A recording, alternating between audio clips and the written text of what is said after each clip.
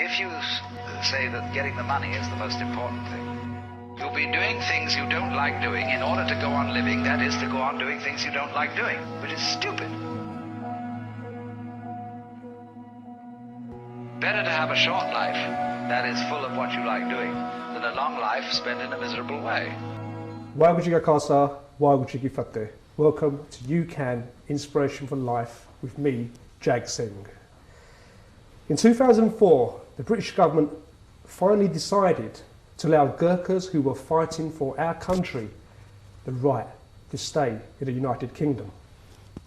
This was a historical event for the Gurkha communities and the British society. But this wasn't an easy fight.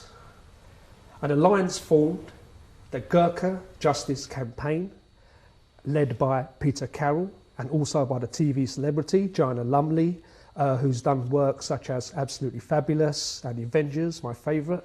And these guys petitioned day and night for the right of the Gurkhas. Eventually, they won. I'd like to introduce my first guest today, Nitesh Patel, ex-Gurkha, and also Peter Carroll from the Gurkha Justice Campaign. Thank you very much for coming down today, guys. Pleasure. Thank you. Before we start onto the conversation, I understand, Nitesh, you have something to say to the people. Yes. On behalf of Nepal, I would like to personally thank the Sikh channel and all the organizations and people who have donated to Nepal after the earthquake disasters, that yes, took place recently. Excellent. Thank you to you all. Excellent, excellent. So all of you out there who have already donated in any form or contributed towards the Nepal disasters, thank you very much. And as a country, I think we have done a great job. Peter, I understand Joanna as well has been making appeals on behalf of the Nepal disasters. Well, I think most people understand that Joanna has a special bond to Nepal. In fact, many people call her a daughter of Nepal now because of her work with the Gurkha Justice Campaign. And almost immediately, Joanna stepped forward and fronted the Disaster Emergency Committee International Appeal. And I think it says something about how people look up to Joanna, that in one day, she raised over £19 million through that campaign. Excellent. And I understand that figure has now continued to grow. Nitesh says, I think it's over like 50 or 60 million pounds now. So I think she has a special bond. Brilliant. She loves the country, loves the people, and it was wonderful to see that people responded to that so positively. Excellent, excellent. Thank you, Peter. If you haven't donated towards a disaster and you would like to, you can please contact the Sikh channel or any reputable organisation or charity, registered charity, and your donation will be highly appreciated. So once again, thanks to the nation for the great effort you've done towards a Nepal disaster. Nitesh, so how does it feel still in the UK? It feels fantastic. Good. And what are you doing at the moment? What's your current occupation, please? I'm currently driving as a HGV1 driver, going around the country. Predominantly. So you're a driver, yeah? Yep. HGV driver. Okay, I'm a HGV1 driver, and I'm predominantly covering the southeast region of the United Kingdom. Wow, excellent, excellent. How does it feel? Feels fantastic. I mean, it's kind of like a slow job with what I used to do before. Okay. And this is all now possible because of Peter and his team? It's all thanks to Peter Carroll and Tim fighting for the rights for the Gurkhas. Peter, please, could you tell the people a bit more about the Gurkha Justice Campaign, please, sir? Well, for me, it all started back in 2004 when I was a politician, a local politician, trying to stand to be a Member of Parliament in Folkestone on the south coast, which is the home of the currently serving Gurkhas. And to be honest, I was astonished when one day 4 Gurkhas who just left the army came to see me at home. And they told me a story which was so shocking that I wouldn't say I didn't believe them, but I was so shocked by it, I felt the need to go and check it out. They told me that one of their colleagues, Tej Limbu, who incidentally I've never met, somewhere in the world is Tej Limbu, he'd been arrested and was being forcibly deported from the country. He'd been taken by force to a deportation centre. By force? Yeah, and I said to the 4 gentlemen that came to see me, I said, what crime did he commit? Because I thought they wanted me to help him because he got into trouble. They said, no, there was no crime. He just didn't want to leave Britain. Oh. And I thought, I don't understand this. He'd been in the army. He'd done, I think, 15 years in the army, and just simply wanted to stay in Britain to get a job, as you have done, maybe as a driver, maybe in security, whatever. And he'd been forcibly taken to a deportation centre. And at that moment, I knew that there was something deeply wrong here, because I'd heard from my own father the stories of legendary service and sacrifice from Gurkhas over generations. And that was the start. So it literally started on my kitchen table in Folkestone. Right. And it went through several years, and it ended up in the drawing room of Downing Street with Gordon Brown. Brilliant. When he finally said to Joanna, "You've won your campaign, they can all stay." Oh, excellent, excellent. Peter, just like anything in life, when you're fighting for the right thing, you'll always come across struggles and obstacles. I mean, what kind of struggles and obstacles did you and your team face while fighting? Because surely it couldn't have been easy. I mean, it was a big wake-up call for the nation. I mean, what did you encounter, Peter, please?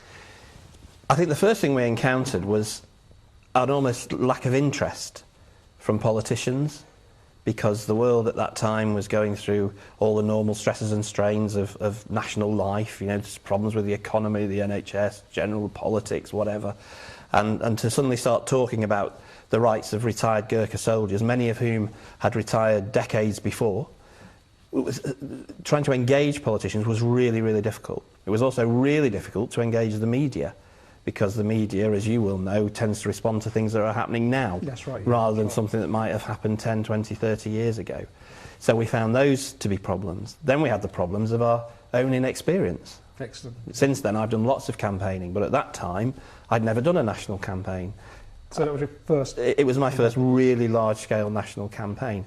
So you have all those problems. Even finding Joanna Lumley, finding her, was an enormous job. But I think... in fact, do you know how it happened? I've heard this. Was it a we were talking about this on the way here. This is my story, what I've heard. Yeah, I've heard a bypasser, a public transport went by you and whispered something. Is that true? Well, it's almost true. It's almost true. But I think it's a very special story, because anybody watching or listening to us now who's got a cause or an issue, I think these are the kind of things that you need to bear in mind. I teamed up with a fantastic firm of lawyers called Howe & Co, based in West London, the finest human rights lawyers. So I was working with them. And I was doing a street petition because the lawyers had got us into the High Court. This was in September 2008. And we were getting to the point where we want to be in the High Court. We needed to create some media fuss, attention. Yeah. So I was doing lots of street petitions with retired Gurkhas all across Kent. And one lady signed it in the town of Cranbrook in Kent. She signed my petition. Okay. And then she touched me on the arm and she said, "Pete, you're doing a really good job with this, but you need somebody famous to help you. Why don't you try Joanna Lumley?" That's all she said. At that time, I didn't understand the bond between Joanna and the Gurkhas, because a retired Gurkha... a retired Gurkha had actually saved her father's life at the end of the Second World War. So I went home, like you do, having done your day's petitioning, and thought nothing of it until I was actually watching one of these TV talent shows, Britain's Got Talent or the X Factor, and I got a bit bored. And I thought, that woman, maybe that woman's got a point. And I sat in the conservatory at home and I sent emails to about 50 or 60 people that I thought might know Joanna Lumley. The lawyers thought they had an email address that might be somebody who worked with her. So it was a bit of a hunt for you? Yeah. And I sent them off and nothing happened for 3 weeks. And then she just rang me up. Did she?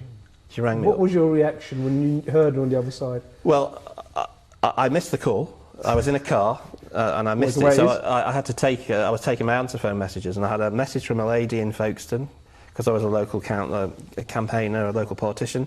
She wanted some help with a benefit form. Somebody had some problem with infestation of rats in a local allotment. And then there was a third message that just said, "Hello, you've been trying to get in touch with me.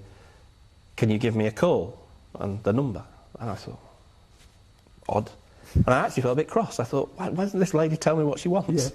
And I rang, and it was only after a couple of seconds. And this mum, you had no idea? No, I thought, oh, it's her. And she was absolutely wonderful. She said, "Please explain the situation," which I did, that no retired Gurkha could live in Britain, which she was shocked by. And she said, "Peter, I'll be with you to the end."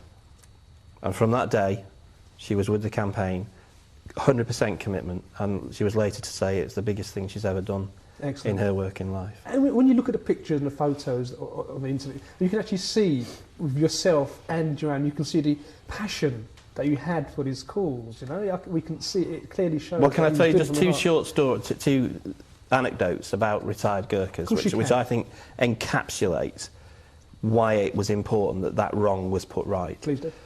The first is that one retired Gurkha called Lechiman Gurung, if you could imagine now, forget all your daily troubles, come back with me in time to the end of the Second World War. He was a young man, found himself in a trench in the Far East, two colleagues and him holding off many, many attackers, Japanese soldiers.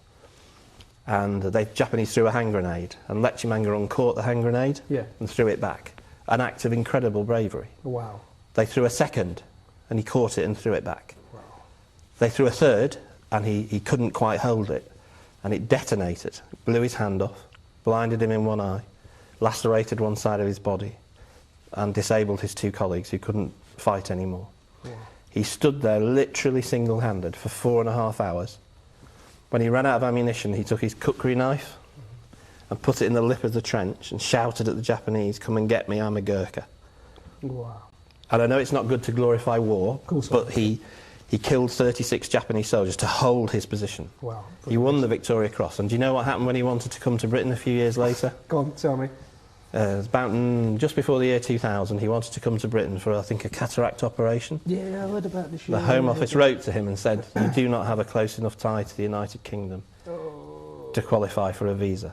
See, that's the thing. That's the thing that makes you sit back and think, you know, where's the humanity in that? Well, when I just tell you that story now, and obviously I've told that story many times, and even now, it gets me here. Wow. And the second short little anecdote I'd like to share with you is Joanna said something to me in the phone call, which was very profound. She said, "I will help you.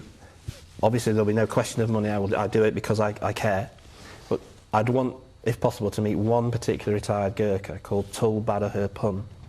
And he was the Gurkha who saved Joanna Lumley's father's life at the end of the Second World War. And we found him. He was living in West London at the time. Yep. He'd been allowed in because he also won the Victoria Cross. He ran towards a Japanese machine gun post, and even though he was hit several times, he just kept running. And as we arrived on that first big day in the High Court, having secured Joanna as our celebrity lead, if I can put it that way, he was in his wheelchair at the top of the stairs, and we had to fight through the crowd because with now her involved, the world's media were there. Yeah. And with some of Nitesh's colleagues at that time, I was pushing my way up the steps, having to push our way through the journalists. And when Joanna got to Tull, she bent down to give him a little gift, and he reached up, and through his interpreter, as he touched the side of the face, he said, "I remember your father. It's as if you're my own daughter." Wow, excellent. And when you saw that bond, excellent. It was at that point I knew that she'd never leave us. Wow, brilliant. She'd see it through to the end. Because Joanna was, like you said, she's not only there because from the start and left it, she was there all the way through, and she lived up actually, Peter, to what she said she'd be with you all the way through to the end. My aunt, my Bua, Indrajit Kaur, she said to me, Jag, that if you truly believe in something and you believe it's the right thing, I didn't get to spend much time with her because she was in India and I was in England, bless her. She always said to me, Jack, if you truly believe in something, and I was only 13 years old at this age, and she said, go for it, don't stop. Don't listen to what anyone says, you keep going, you keep going forward, and you will achieve what you want. I mean, that's the same here, isn't it really? Yeah, you guys started something, and boy, did you go out there and campaign, and these efforts cannot be forgotten. The Gurkhas who have settled in our country, England, they're paying taxes now, driving our economy and our industries forward. Yes. With your great work ethics, they've brought their culture to the country, and not forgetting their recipes. Oh my God, have you tasted their food? You want to taste their food, it is great. I mean, Nitesh always brings food for us, and it is just so tasty. Nitesh, how does it make you feel that you're contributing towards the goodness of this country? Oh, it feels fantastic. I mean, you know that you're worthwhile being in here. I mean, you're contributing to the economy of this country. And Yeah. Brilliant, excellent, Nitesh, excellent that you guys are now waking up, you're going out there, you're paying the taxes, education for your children, you're taking your children to school, great. And it's all because of these Carroll. guys, Yeah. these guys, the campaign. And you, Joanna Lumley, I know you're going to watch this, and you as well, we mustn't forget you. Peter, I think your team done a great job, you'll continue to do a great job if the Gurkhas need any more support. Who are your immediate team members that you'd like to mention? Who was well, obviously Joanna had a phenomenal role in the campaign, but the other people whose contribution can't be overstated or overestimated was the human rights firm of Howe & Co, based in West London. Because when I started to help the Gurkhas, quite separately, they'd started to help some Gurkhas who'd come to them through the asylum and appeals process. Okay. So they were going the legal route.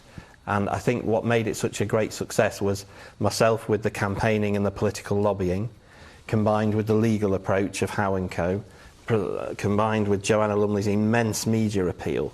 Those three things coming together is what made the difference. Wow. But you've been very kind to say, you know, well done, Peter and Joanna. But actually, the people who solved this, you know, the people who solved this were the people of Britain. Yeah. Because all we did, you guys out there, was give the voice to hundreds of thousands of people who just said that's wrong. And we don't care what political arguments are made. We don't care that people are saying it might be expensive. We don't care that people are saying it might be oppressant. We're saying to the politicians in Westminster, it's wrong. Put it right. That's it. And that's what gave us the energy and the fuel. So the people who really won through for the Gurkhas were the people of Britain. That's you guys out there. Very quickly, Peter, for you, before I came in today, I had a few emails come through. Ajit Rai from Maidstone, ex-Gurkha, says thank you for your support, for you and your team. Leela Bahadur from East London said I would not be here if it wasn't for the GJC. Binod Rai, Uxbridge, I speak for my family when I say thank you. And finally, Nandan Boo from Dartford says thanks to Joanna and the team who supported the right for the Gurkhas. I mean, Peter, what is your reaction to these messages? To be honest, it's tremendously humbling, and I think this is a true statement from me that however long I live, the greatest privilege I think I'll ever have in any kind of public life or campaigning was the opportunity to help people like Nitesh. It was a privilege to be able to help. Excellent. Nitesh, we've got long left. Nitesh, very quickly, recently in your life, two miracles have taken place. We spoke about this a little while ago, okay? So please tell us about the first miracle that's taken place. Yeah, the first miracle was my son. He was born right when I was doing my resettlement package to leave the army. Right. Wow. And he was quite eager to come out as well. And he was born, I think he was born 23 plus 4 weeks. So extremely premature. How old is he now, sorry? He's now 28 months. Wow, so he was born in this country. He was born so in he's this born country. British citizen in this country. Wow, excellent. Nitesh, when your boy grows up, you can actually show him this video, and I think he's going to see you as a pioneer for the Gurkhas who's come to this country, who's been given the opportunity, and the children have been born in this country. And I think Nitesh will be very proud of you. Hopefully, yeah. He will be very proud of you. He should be when he grows up. Yeah. Excellent. And the second miracle, Nitesh? Yeah, second miracle is when, last year, I did apply for my citizenship, and that's when it came through the post saying that you've been given. He came to see me, Peter. He walks in and he goes to me, Jag, I've done it. And his face, look, he knows. He goes, I've done it. I said, what's the matter? What? He goes, I got my citizenship letter. And Peter, I can see the smile on your face right now, and I can imagine what the team's going to be thinking of the Gurkha Justice campaign. This is all thanks to you guys. Otherwise, this would not have been possible. Well, as I say, I think it's all thanks to the people of Britain who got behind the campaign. Because, as I always said to the politicians, who came up with all sorts of reasons why it shouldn't be that you could live in Britain after you settled, that the bond between British people and the Gurkhas is not written in treaties or law. No. It's written from the heart and in blood, sweat, toil and tears. because my ancestors fought with your ancestors, as you've recently fought with the people in the British Army, and that's the bond. That's why it had to be honoured, not because of all these legal and technical matters. Excellent. One of my uncles, Hardabant Singh, aka Saab Uncle, God bless him, he always used to say to me, and this applies to the Gurkhas as it does to anyone else in his country, when opportunity knocks on your door, make sure you make the most of it. And that, I think, applies to everyone, and it applies to the Gurkhas as well, to the Asians, to the Chinese, to every ethnic. When opportunity, that's what you make with that opportunity that matters. Because don't forget, that opportunity might never, ever come back again. Also, Peter, I remember that recently Sir Jack Hayward passed away earlier this year. I understand he made a massive contribution towards your campaign as well. He did. Even though the campaign was very small in resources, it was myself, the lawyers of Howe & Co, Joanna, all backed up by the energy of hundreds of thousands of British people across the country. We were very small and had very few resources, and we needed a little bit of money. And quite, again, one of these opportunities, you mentioned opportunity, you should always take them in campaigning. I was getting maybe 200 emails a day from all over the world. Wow, 200. And I just saw one which actually looked like a fraud email. It said, my name is Jack, I want to help you, send me your bank account details and I'll send you some money. And this was the... Yes, but I didn't know that. So I actually said to Joanna, I'm not sure, it looks like it's come from the Bahamas. And she said, I wonder if that's Sir Jack Hayward. So I sent an email back, and what a man. He said, how much do you need? And I think I said something That's why I brought him up, Peter, because he mustn't be forgotten for the good stuff he's done here. I think I said we needed £11,000 or some figure, and he said, I'll send you 20, don't lose. Excellent. That was all he said.